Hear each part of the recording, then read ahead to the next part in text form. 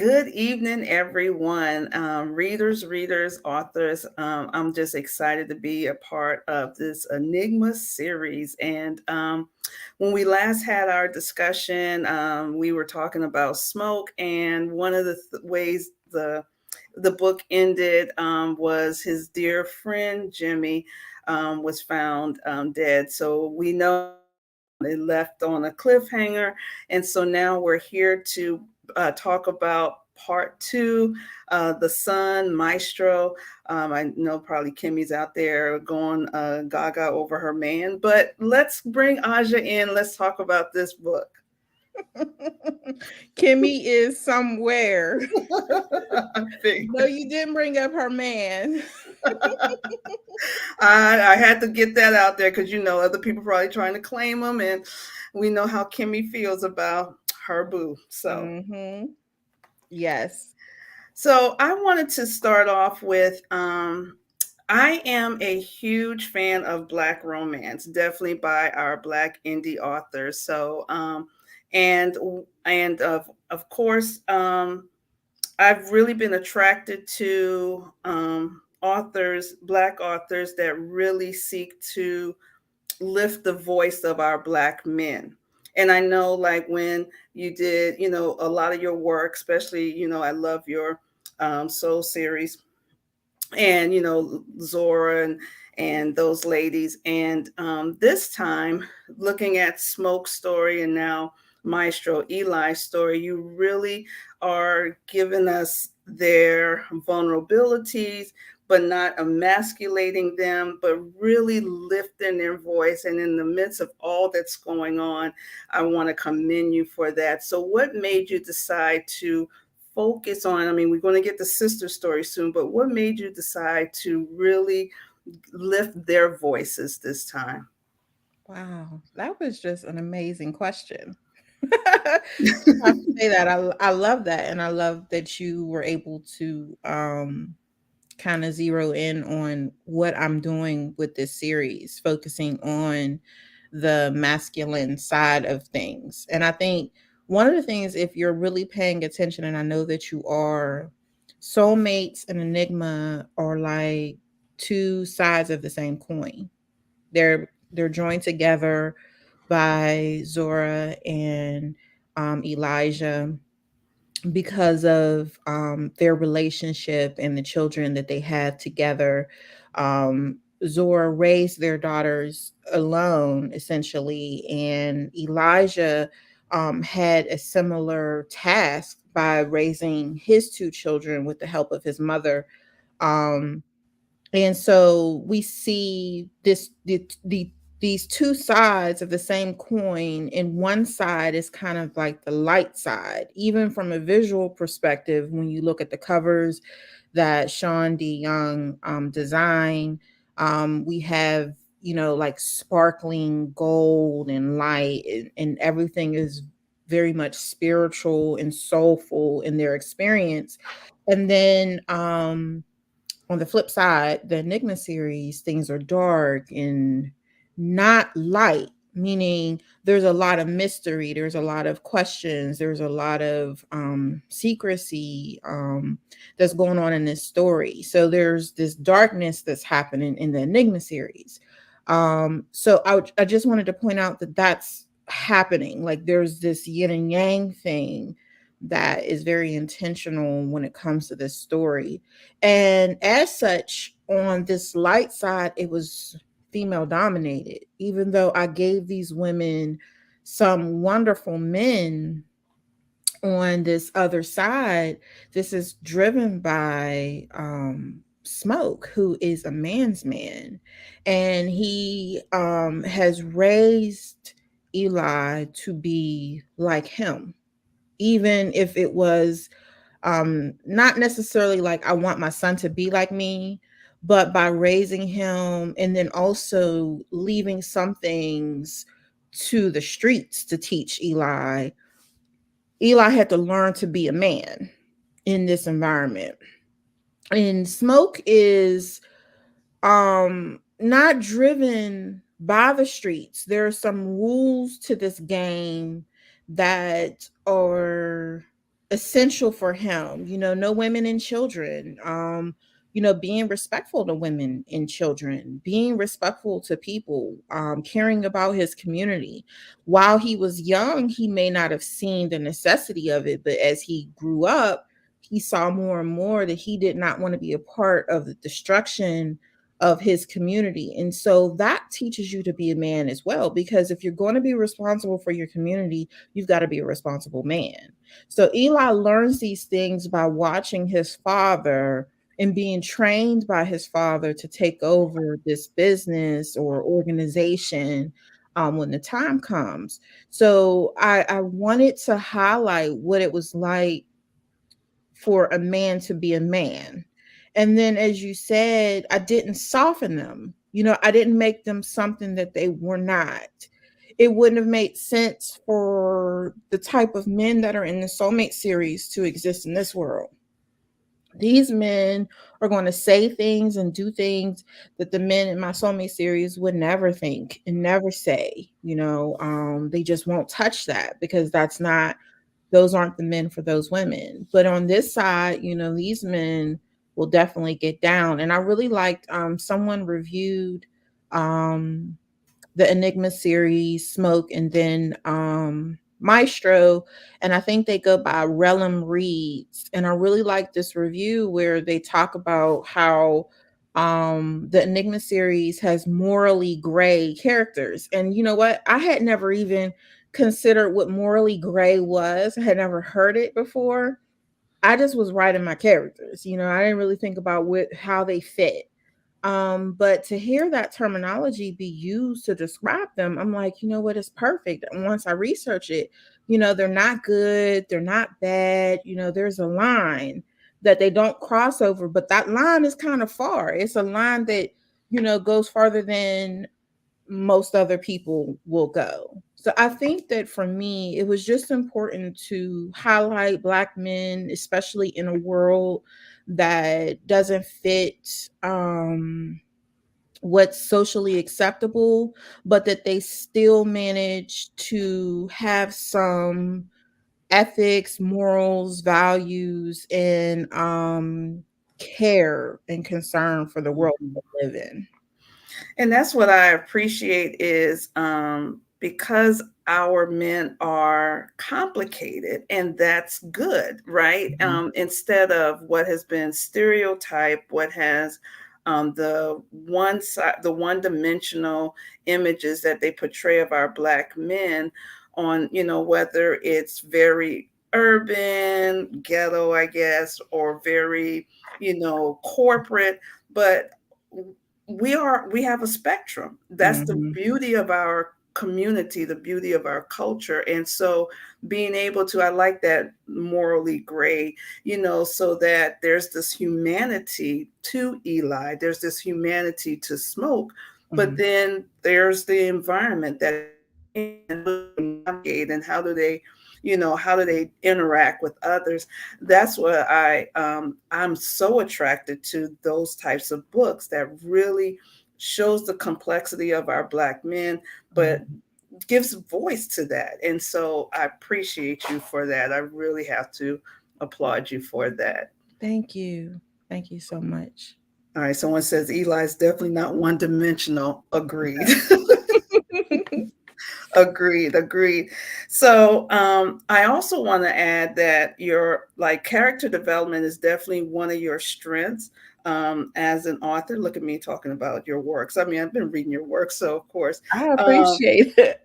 and so, um, so of the two between Smoke or Eli, which of the two were the hardest for you to develop? And Mm. then, how did you manage their evolution? That's tough because I feel like I had a unique challenge with Smoke than I had with Maestro. I mean, each had unique challenges, and with Smoke, it was because it was the beginning of a new series. I told the world that I was going to write this book and had no idea who he was, and how to tell his story. And so the pressure on me to really get inside this man's head and start this series in a way that I can finish it was a challenge. And so I think that was a challenge. And then also becoming an older man, that was a challenge, trying to draw upon all my um external experience with men, and then specifically men that have reached a certain age, and just kind of visualize what that was like, and then becoming it so that I could write him first person. That was a challenge. But he also had been introduced in the Soulmate series, so um it was maybe a tad bit easier for that reason, that because we had met him before, so I did know some of the story, and I could expound upon those elements that I had already introduced, which, by the way, was very spontaneous when I did that. So when it was time for me to write him, I was like, what was I thinking? Like, why did I say that? Like, I was just making up some shit, excuse me, but I was just making up some shit, it was coming to me as I was typing, and now I got to stand on it. Well, Mm, you know, Maestro Eli, when I introduced him, he's like a psycho, okay? mm, And so I'm thinking to myself, when it's time for me to write this book, I'm like, what did I do? Like, why did I create this character that was like crazy seemingly? And enjoying killing people. I mean, like, he got so much pleasure from it. And I'm like, how do I turn this person into someone people will like? Because that didn't feel very morally gray to me there. When I first introduced him, it's not morally gray. Like, he's literally like beating someone up and getting ready to take their life. Then, at the end of the book, he's doing it again and he's enjoying it. And he's mean to the woman that's at his apartment that makes the mistake of calling him. So I really did not write him as a very likable person, which makes me wonder about Kimmy, because I mean, like, she was in love with him when he's like this monster. So it was challenging because I kept looking at it the wrong way. I kept trying to change him. mm, And what I needed to do was accept him the way that I keep saying I want to accept all my characters, the way that I want people to accept my characters for who they are. I needed to do that for him. I needed to accept that this was who he was. And then I needed to identify, well, why? And once I focused on the why he was this way and just write it, just write this man from the inside, he wasn't as scary anymore. And mm. somehow, if you hear meows, it's my cat Jericho, who has like three stomachs, and I apparently only fed one. Um, and I hope he doesn't jump up here because he's known to do that. Um, but it's like, once I did that, he wasn't as scary. He was just a man. And he had, these demons, these struggles. And I just needed to explain that that's what was happening to him and had happened to him and what he was always battling with, but in such a way no one could tell. So when you meet him in Smoke, really he's not the main character, so you don't understand why he's loving this. Now I take you inside of him, and now you can understand. He's been hurt, so he's inflicting hurt. And he's not just a killer, he's much more than that. He's a protector. And I think that was how I made him the lover, is I really focused on the protector part of him. When it came to Mina, um he was vulnerable to her because I almost think that he needed to be. And I'll just stop there because I don't know where you're going with your question. No, no, you're good. You're good. No, Okay. because when you were saying, embrace him, I thought how appropriate that you brought Mina into the picture, because Like even when they hooked up, and I'll have a question, I'll go to that question in a minute, but even when they hooked up, when he took off his jacket and there were the guns, she didn't even flinch. And so I was like, wow. So describe how you pulled in or decided to create this Mina for Eli.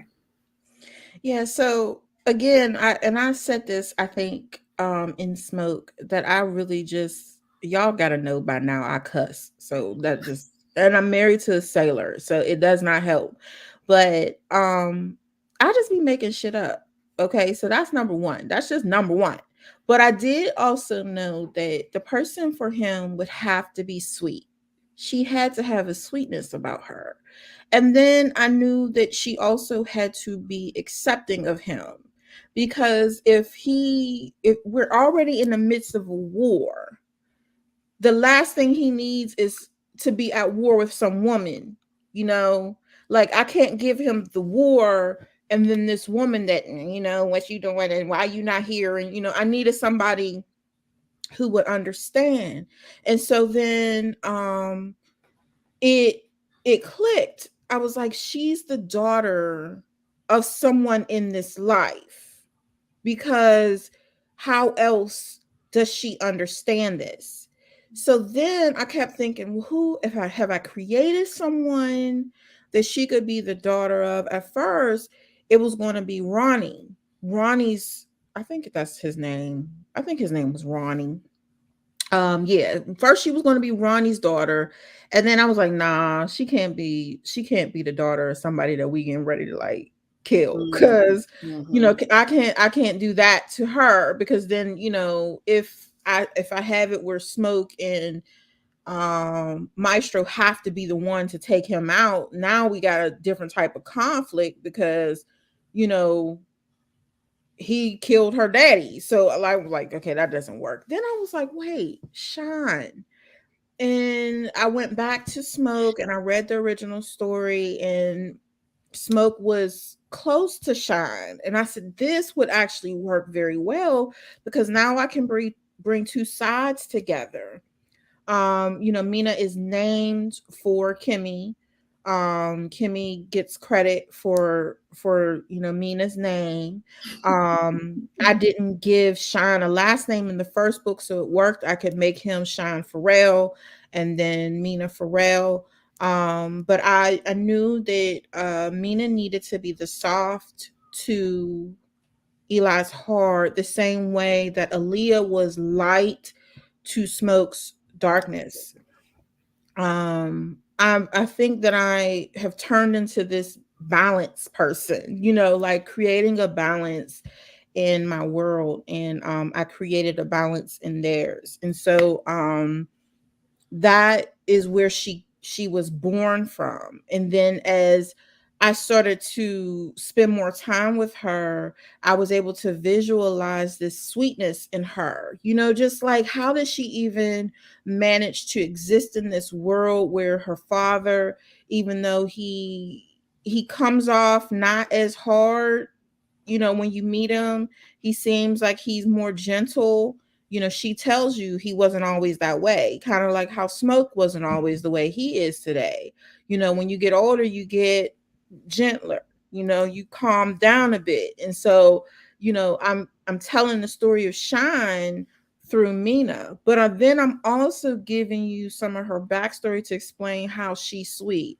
She's sweet because she had a very I don't want to say not loving situation with her mother, but it was not the easiest situation. And then these two things, when it clicks that this is her past, because I've already written the mother, even though I didn't write her, I wrote the woman, Shine's woman in Smoke.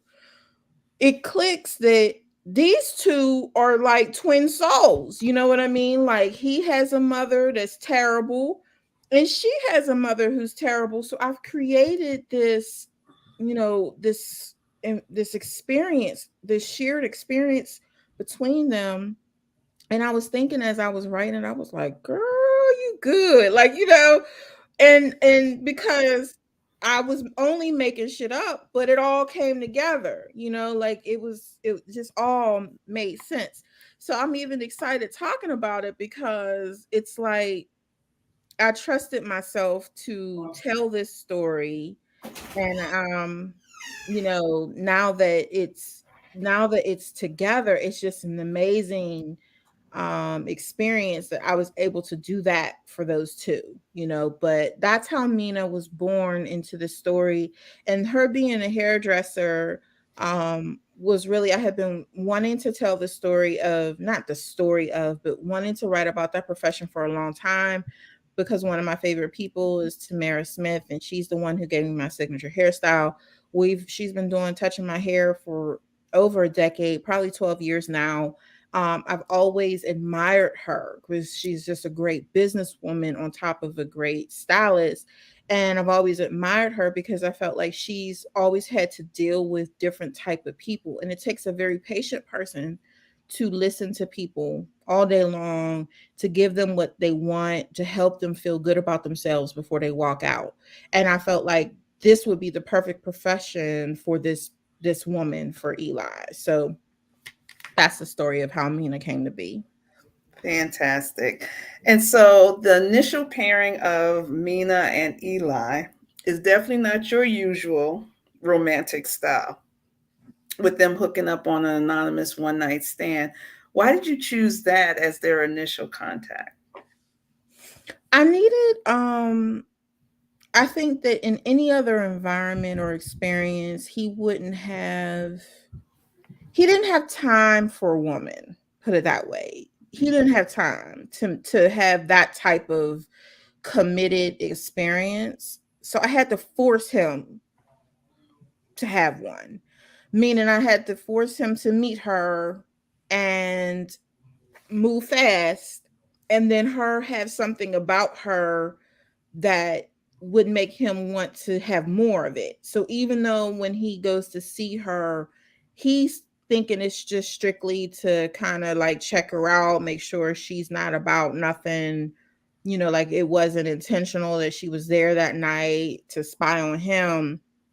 Even though that's what he thinks, he's really drawn to her because it was really the perfect night for him.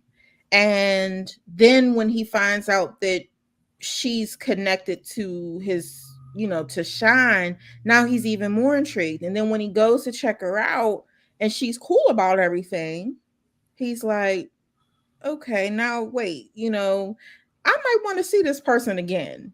And then he's really non-committal about what he wants. And even though she, I think, has been so disappointed by not having someone willing to put in more energy and investment into her, she just goes along with it because the fact was he gave her good dick. Okay. He did that. He did it first night. And I know these books, make it seem like these connections happen, all the time, where you can meet somebody and they can just know your body. But like, imagine real world, like you meet somebody and they actually are able to, because realistically, most men or women, I can't, but like most people aren't going to know you and your body and everything that makes it go, immediately. We write it like that, but that's, it's not really realistic, Mm-hmm. So the fact that this happens and it's perfect, she's like, okay, why would I say no to the best dick I've had? Okay, so yeah, I'm willing to see you again.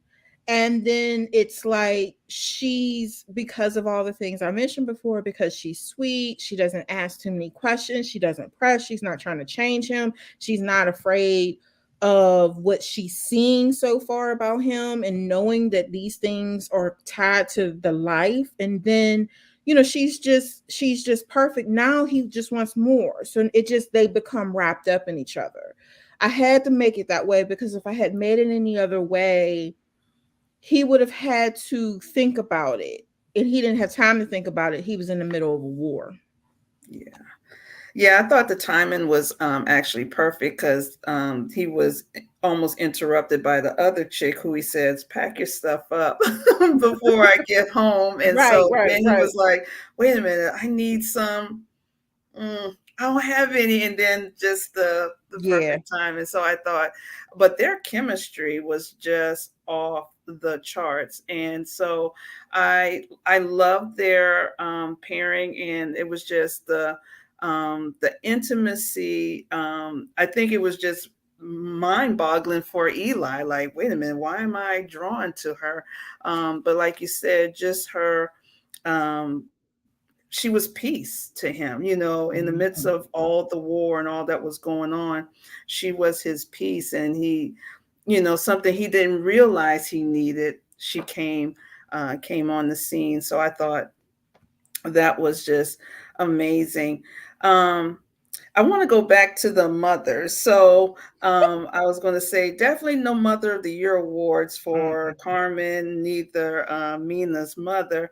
Um, and so, as a mother yourself, right? How complicated was it for you to write these stories of these mothers? Especially Carmen, who just pretty much walked away. And we'll Mhm. talk later about her coming back into the story, but I would say, what was the source of information? I wouldn't say inspiration, because you're a mother, and we take our job seriously as mothers. But Mhm. how was it? How challenging was it for you to write about these two sets of mothers that were terrible? Well, when you really think about it, I started that with Zora. So even though at the completion of the Soulmate series, she's understood, she's respected, she's loved, I think a lot of people find Zora's story to be one of the favorites out of the Soulmates because I finally reveal all that goes on with her. She is the beginning of me showing that being a mother isn't, it doesn't look one kind of way, and that there are mothers that sometimes struggle with being mothers, sometimes for reasons we can understand and sometimes for reasons we can't understand. So that's the beginning of me dealing with a mother who's not the Mother of the Year. However, she redeems herself because she never really strays too far from being a good mom. She struggles with it, but she doesn't like abandon her children. She doesn't abuse her children. She doesn't even say ugly things to them. She's just not always present, and she struggles with her own emotional turmoils that kind of leaves them hanging, to for themselves, like they're fending for themselves a little bit, but she's never gone completely. So that's the beginning of that, and I think it was important for me subconsciously to show the balance once again, because Mhm. I've written a couple of stories where fathers were absent.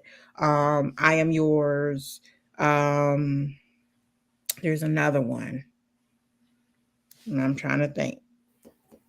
There's another one where the father wasn't all that great, or maybe I there was a challenge, there was challenge with the father. I think that was in Love's Required. She was challenged with her father because of her mother's death, and there's just some stuff there. So Mhm. I feel like I've introduced the idea of men not being good fathers, and then maybe it was just finding balance that sometimes mothers aren't. It was, I think, more difficult to write Zora as not the perfect mother because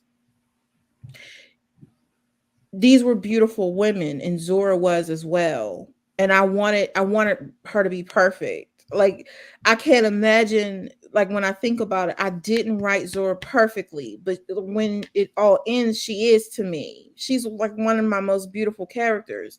So I think it was harder to write her being a disappointment at any point. When I write the scene between her and her daughters at the table, and she's revealing things that she had been hiding, I cried when she was crying. When I was typing, I'm crying because I'm feeling the burden leave her body as she's telling her children who she really is. But it wasn't so difficult to write Carmen this way because I had no connection to her. Mm, She's mhm, just, this character that I'm just saying exists, but I don't have to make her something. I'm not redeeming her. mhm, And so I'm telling you now, I can never make a promise about anything, but I can tell you that I highly, highly doubt that I will ever write Carmen in a way that will change your perception of her. Okay. I do redeem characters, but I don't intend to redeem her because I think that she, unlike Zora, who did not abandon her children and tried, Carmen literally left. mhm, And I don't, and while Smoke also kind of did too, you know, and some would say you couldn't have, you shouldn't have, I don't know, but I did. Hey, I just did. I just don't want to for Carmen. And then I guess because to add insult to injury, now she's involved in all this shit. mhm, And it's like, why would I redeem her? So I think that it was easy to write her as an ugly person because she was always going to be ugly from beginning to end. And I also think, and this is just me being truthful, I was biased. I love Zora. So Carmen was a problem for me anyway. I didn't like mhm. Carmen. You know what I mean? She was a heifer. I was like, she Right, like the only thing I right. like about her was that she was part of the creation of Eli and Sarai. That's it. That's it. That's the only good deed she ever did. But anything else, like she was always in the way. So I think I don't like her. I just never liked her because why was she even in Smoke's life? Like it just bothers me. Even though I wrote it, I'm just saying I never liked her. Okay. So it was okay that she was a problem. And then, writing Mina, her mother this way, because I never intended for Mina to be the daughter of this woman, I didn't really think about it. She was just Shine's wife who got involved with, I think his name was Tony, and I wrote that in Smoke. So then because I made Mina Shine and this woman's daughter, I needed to then create like a woman who is this selfish likely won't be a good mom. You know what I mean? Like she's probably looking out for herself. I'm not saying all women who, you know, step out are going to be selfish. That's not, because Mhm, no, there is no one way to people. There's all types of experiences. But I knew I wanted it to be this way because I wanted these two to have a commonality. Again, not hard for me because I wasn't invested in her either. It's hard for me to, I think, the idea that a woman wouldn't want to be a mother is sad to me more than not. No, no, no. Let me rephrase that because I don't okay. want that to be misunderstood. A woman who has children not wanting to be a mother to those children, that's difficult for me because I know it's not the easiest task and it's hard. It's hard. Oh my gosh. It's hard. And some days, you like, Mm. what was I thinking? I'll never forget when, even when they were really small, like they were babies, I was thinking, oh my gosh, I got to keep this thing alive. Like, I remember thinking, like, literally looking at my daughter, and I'm thinking, I have to keep her alive now, and not just today, like every single day for the rest of her life and the rest of my, like, I have to keep her alive. That was so overwhelming. I'm thinking, what was I thinking? So don't get me wrong, it's not easy. And Mm-mm. it's not a perfect thing where you're always going to be happy about it. But I just also can't imagine leaving her. Like it being so overwhelming, I'll actually leave her. So I think the hard part is to know that it actually happens, that there are women who have had children who have given birth to them, especially, or made a commitment to them. So whether through adoption or foster, and then decide, you know what? Mm-mm. and Yeah, just like leave those children and abandon them. I think it's more hard that it exists than that I wrote the characters that way. got it, got it. Yeah, someone stated that they told you that they would fight Carmen, and they still will stand on that offer. They said they will still fight if you need them to. So, Okay, so you can have her. yeah. So a reader asked the question, what were some of your happier, lighter moments that you experienced while writing this story? Ooh, that's interesting, especially in this one. Mm-hmm. Um, every moment that the two of them are together feels light. They just are so sweet to me.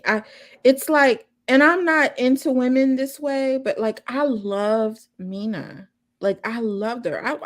Like she would, if I were a man, she'd be the woman I'd want, because she just had this gentleness, not weakness. She was very strong. She knew herself. She knew what she wanted, and she was vocal when it was time. But she just calm. She was calm.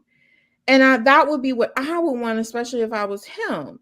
And so the moments that they're just breathing air together and they're just looking at each other, or they're just close to one another, when they're staring out at the stars and they're side by side, when they're across from each other at the table, when he keeps surprising her and popping up and she's not expecting that. Like all of that just felt so warm and fluffy. Like I loved each moment of their romance.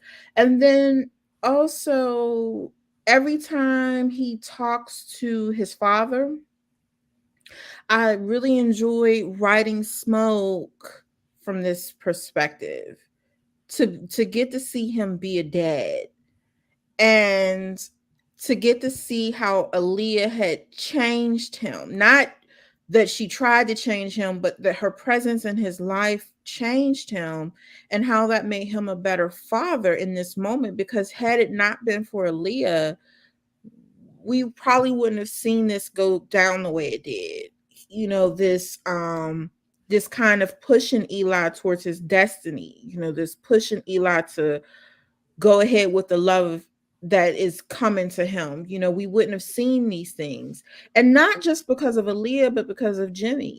Jimmy pushed Smoke, and now Smoke is pushing Eli.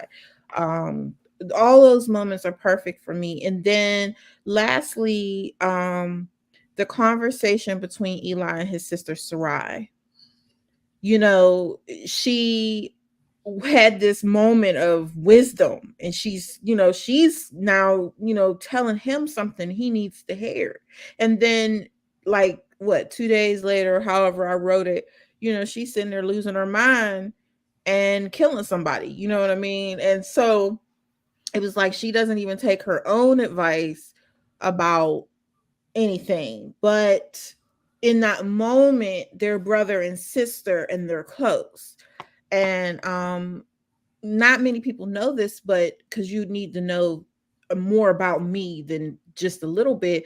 But my children, their names are Eli and Soraya. Those are my children.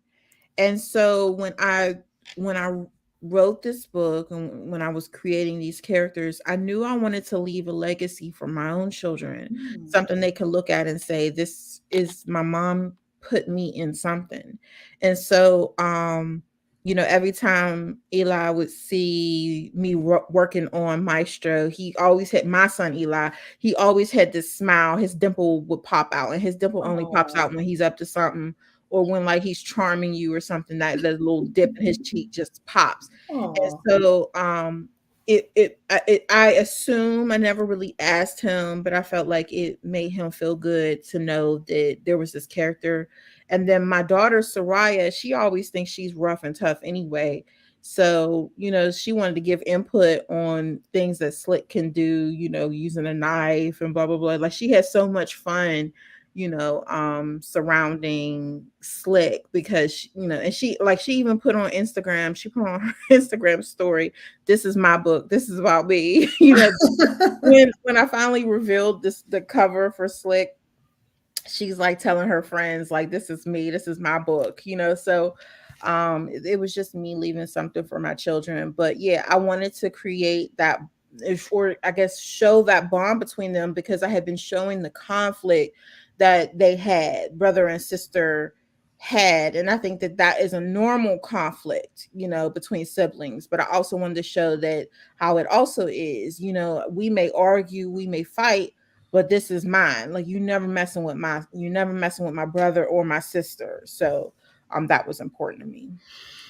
So I definitely love that. And I think it was great for you doing this series and launching it with Smoke first. And then, of course, we had to go with our conflict of emotions dealing with Smoke, considering, what happened in the Soulmate series. But it laid that foundation. So then when we get to Eli's story and then watching the transformation of Smoke and being able to give that advice to Eli, it was just a beautiful moment, I thought, Thank you. for him to share that wisdom and for him to really pick up on Eli immediately, like, who is she? You know what I mean? Like he knew, he thought, and Eli thought he could hide, you Yeah. know. And so his dad, like, oh, what's going on? What's up? He's like, Hmm. gosh, I can't hide from my dad. Yeah. And so I thought that was just amazing. And so just watching him eventually fall in love with Mina was just beautiful. Like I think I would agree with you. Those were definitely the lighter moments. But let's talk about Slick.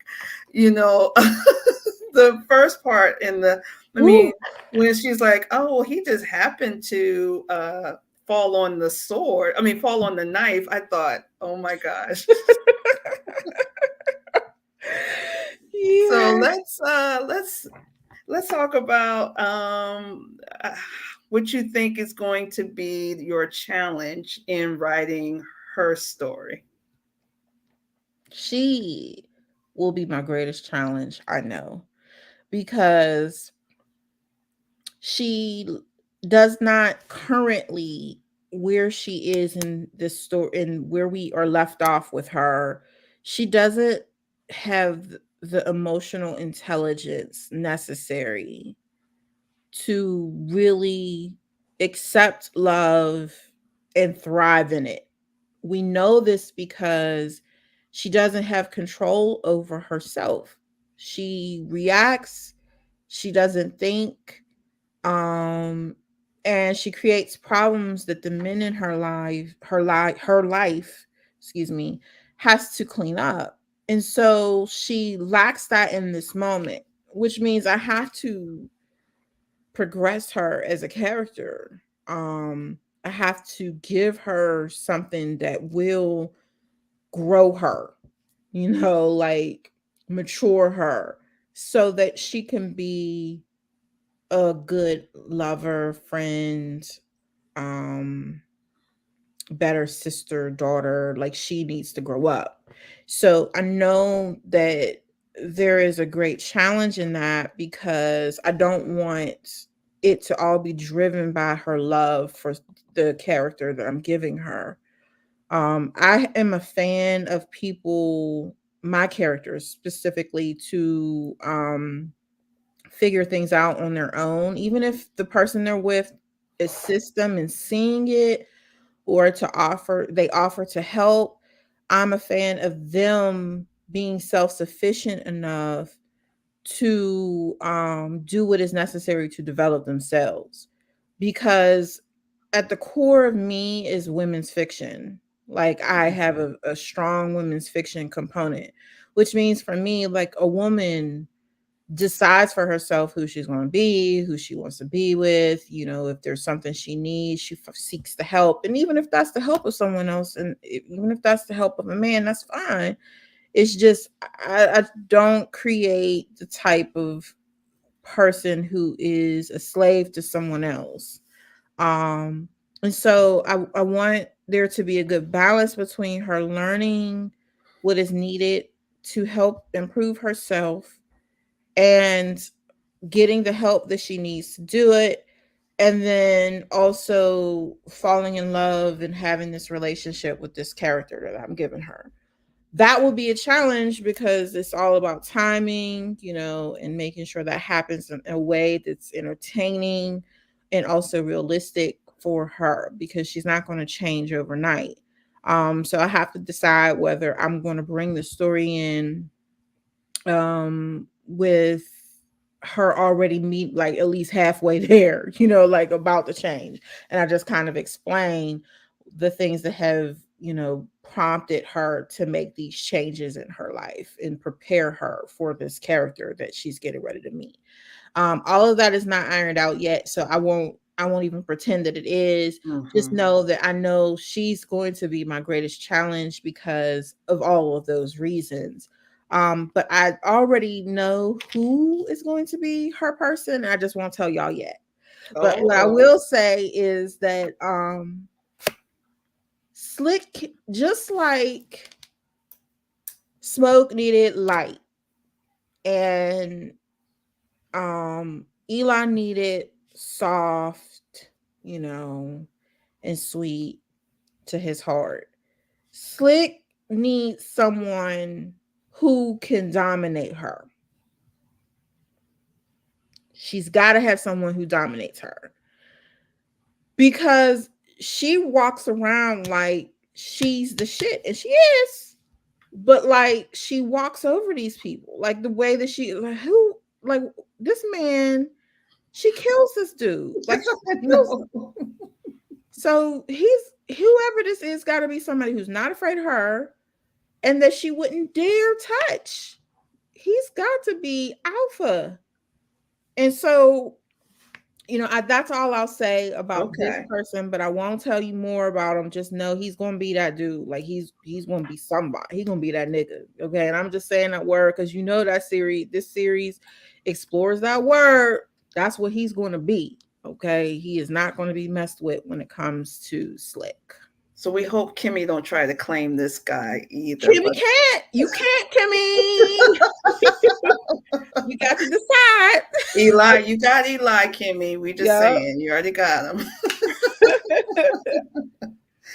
Oh That's man. funny. So one of the other things I thought was interesting. So of course, Eli was the torturer, and but it was interesting after, Smoke had to avenge for Jimmy's death, and it was almost like Smoke was like, "Shoot now, ask questions later." Part of Poor Eli had to manage Dad. Like, Dad, why you shooting everybody? Can we get questions Mhm. answered? I loved it. Poor Eli had to manage Dad, but Well, people complain that I don't want to say that's a strong word, but I did hear like like they were expecting more from Smoke, and in the first book, they were expecting him to be much more gangster, and like mm, showing more of his gangster abilities, and I get that. I get that because the title is Smoke, his name is Smoke, and it's in this underworld, blah blah blah.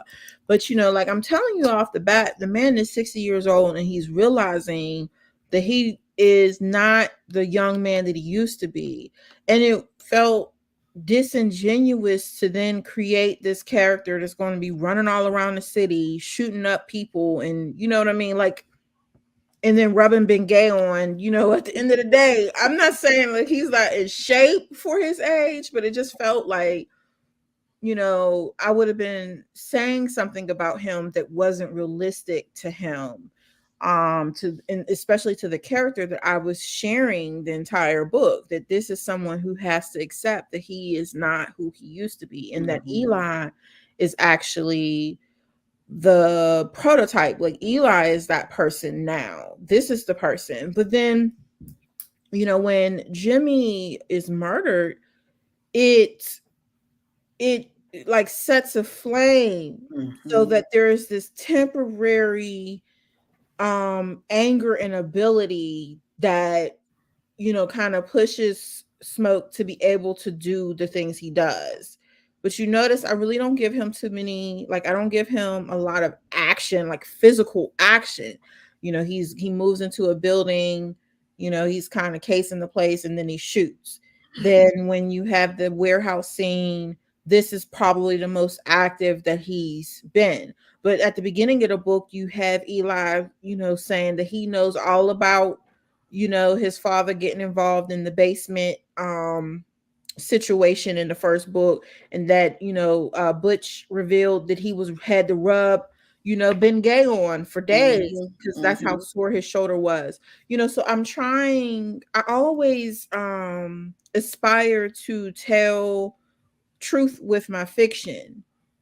Okay, I am 43 and I get sore. And I mean, maybe I'm not, an athlete or whatever, and smoke does run.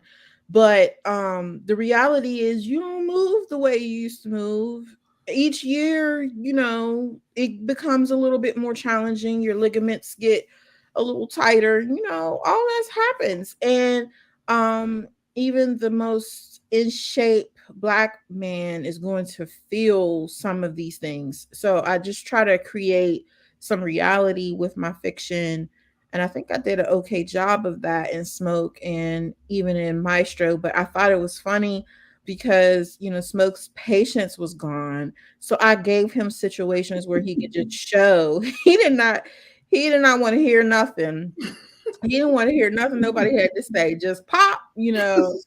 And it's like funny because Maestro was the one who was always the killer. At Yeah, least the that's how I torture, showed it. yes. Yeah, and then now I have him like, come on, Dad, like, can you leave somebody alive so that we can get some information?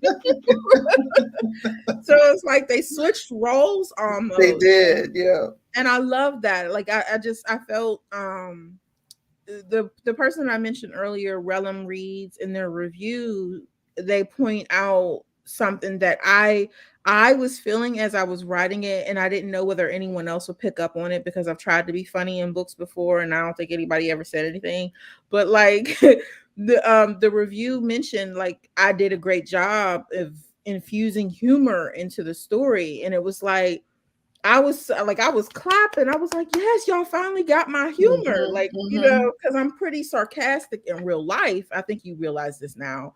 And like I was putting that in this story. It was a lot of deadpan moments, and it was captured, I feel, by this particular reader. But yeah, so um yeah, yeah. Yeah, I thought it was funny. I did just the role reversal. He's like, "Dad, what do you do?" It was just funny to me. And then even it's Slick, like, "Oh well, he just happened to fall All on on the the knife." I was like, "Oh my God." Yeah, you're right, Sharon. He didn't have time for Smoke. Didn't have time for the small talk. He's like, he didn't have anything of value, so so Pop. he took them out. So, probably one of the, if no one has any questions, but probably one of my final questions would be, is I felt like this series, particularly this particular book, felt like a romantic suspense because, like, the whole time trying to figure out who was behind all the craziness, and I was like, where is this coming from? And they're trying to find Meek, and then next thing when they finally got to Meek's situation and the shampoo girls involved, I was like, oh my gosh, all these different pieces, and then Carmen was behind it, and the uncle. I was just like, this is. So Mhm. I said all that to say is, I know you're a women's fiction author, but are you thinking in the future of coming back to romantic suspense? I mean, because I just thought it was well done. Just keeping us on the edge of the seat. I was like, okay, like like I'm trying to speed up the book because I want to get to who's behind all this. Like who did Jimmy? So are you thinking about that in the future, possibly? I think that it's a possibility that I come back to this type of story in the future. As long as that type of character and story comes to me, I'm open to, you know, allowing it to happen. When I first started to write again as an adult, and my little light is dimming, so I apologize if I start to get darker. There's not much light in this area, so um when I first started to write again back in 2012 and 2013, I didn't want to choose a genre because I felt like I just wanted to write stories. And that's not really great from a marketing standpoint. And there's a lot of things that I've learned since then. So if I had to do all over again, I would have been very specific. I wanted to be a romance writer and made it very clear in everything from my branding and my covers, everything. But the reality is I'm just someone who likes to write and I like to center my stories around love. But like the settings in which that happens can be anything and can be anywhere. And I think it was the first time since I started to really push myself to be a romance writer where I was willing to step outside of the box and allow myself to write something that doesn't fit that typical romance feel. And it just so happened that it ended up being romantic suspense and crime fiction and a little bit of urban fiction and all this stuff that was going on. Um, I enjoyed it. It was crazy. Like it was wild. The way that I'm speaking, the language that my characters are using. There was a freedom in it. It was also very odd and weird and different. But and it was uncomfortable because it wasn't and isn't like anything else that I'm doing. And I was worried in the sense that my readers that you all wouldn't enjoy this from me because you were used to me writing a certain type of romance. I think a lot of people know me to write things that are soulful, spiritual, um that really can that's touching and emotional and things like that. And here I was writing about motherfuckers, and so I was concerned that that would have an impact on my following and that people just wouldn't take to it. And I'm just like happy and blessed to know that it has connected with many readers. I don't know if all, but enough that I feel comfortable that I have done a good thing. And that I've also connected with new readers, people who hadn't read me before and started this series, and then they starting to go to see my other work. And it's just a blessing to me. This really is a blessing to me. So definitely I can see me coming back into this. And then also, you may see me delving into other areas as well. All romance though, because I really like have this thing about Black love and I love to highlight it. And it's like I can't help it. I have people loving each other. So that I will not I doubt I will ever stray from that, with the exception to the fact that I've written erotica, straight up erotica under my pen name. Everything else has been romance driven. Fantastic. And so I think you covered, there was a couple questions. They said, do you see yourself doing more gritty stories? And you just mentioned, where, how you may go. And then also someone else asked, what made you branch out into this series since it's so different from the other books that you have written? Yeah, and for me, it was really just about telling Smoke's story, not so much thinking specifically about um the genre that I was getting ready to delve into. It was just that when I figured out who he was, I then had to go into that world. That's really all that happened. I had to go into this world to tell his story.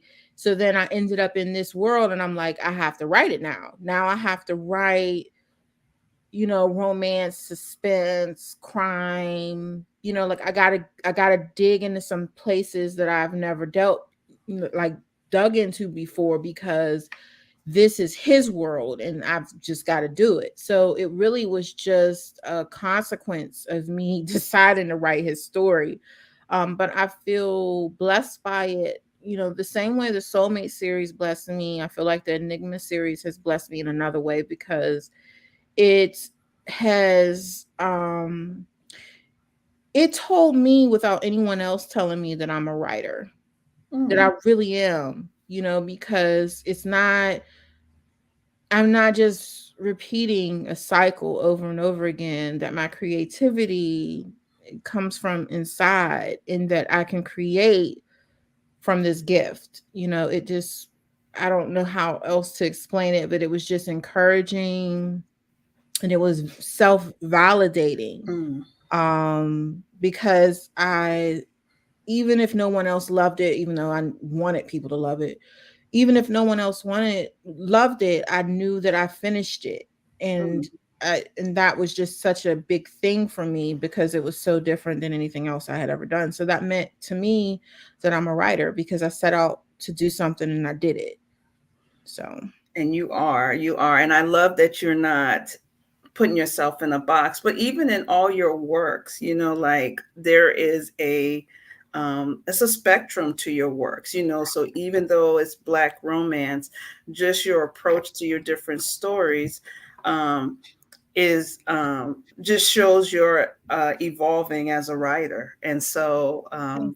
definitely just to bring in this Enigma series, it definitely even put it at another dimension, your ability. So I applaud you and I appreciate you putting the work in. And someone someone comments says, whatever you write, take my money, my house, my car.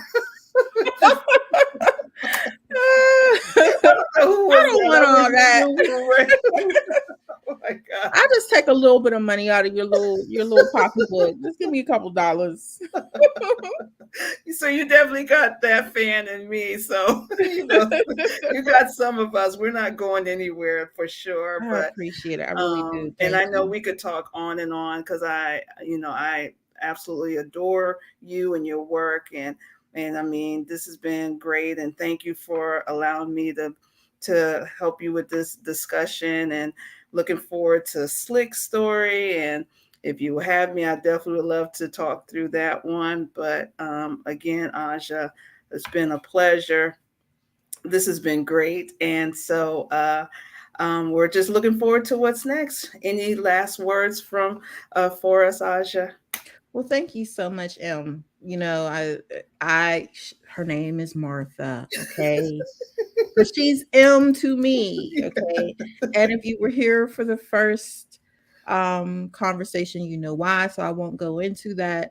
But I feel, again, I said this earlier, I feel blessed by my writing because it's me revealing parts of myself while also using my creativity and connecting with the community that appreciates it. And is that is a God-given experience. I really don't know how else to express that because there are people who are working jobs and doing things that they feel no real connection to, and they don't feel like they're connecting with others all the time. And I've spoken to many people and encouraged many people, whether they be writers or other in other professions, that live your passion because your passion is the thing that's like going to feed you.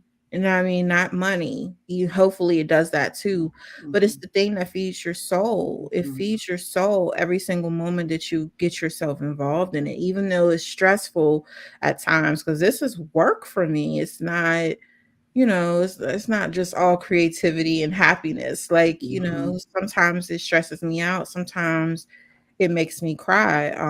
I revealed online some months back, or back in December, right after I finished Maestro and before it came out, how I had cried to Sean, who is behind the scenes right now. Thank you, Sean, for making everything wonderful. mhm, And I had cried in front of Stephanie Nicole Norris because we are accountability partners and we meet mhm, every day to write together. And she saw my frustration in trying to create this story.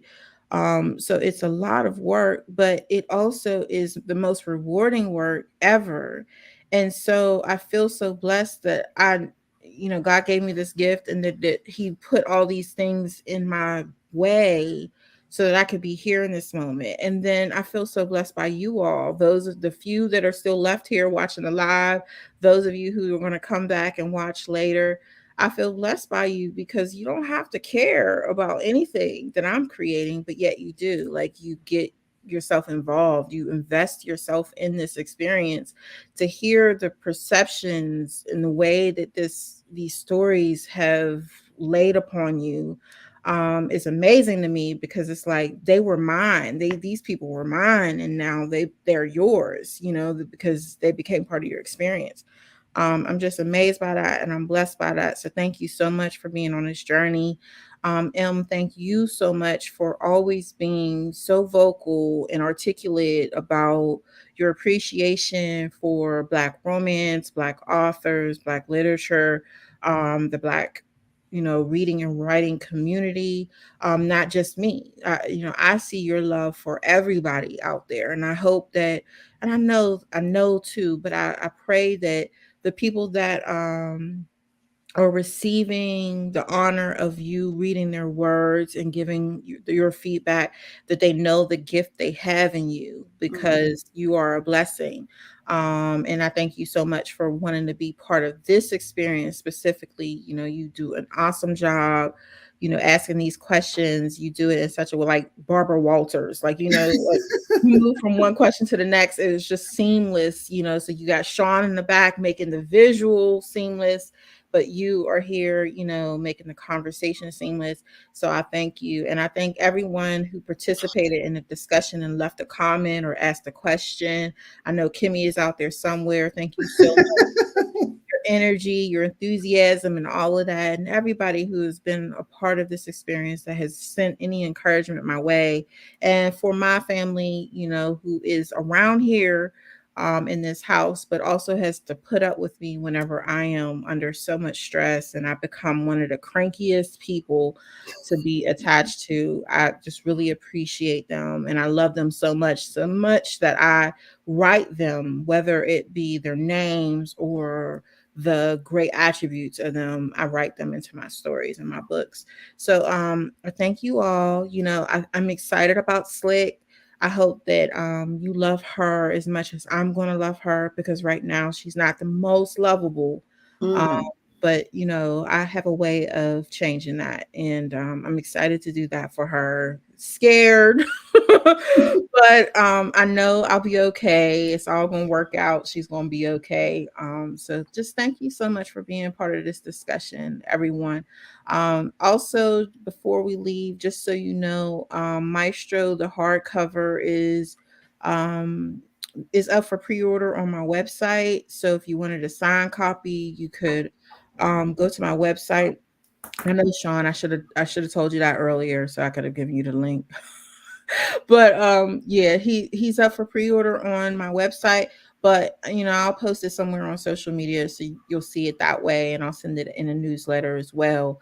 But he'll also be available through Amazon as soon as Amazon finished processing the situation. So I think that's all I have. Thank you so much for being here. Thanks, everyone. Thank you. Bye bye.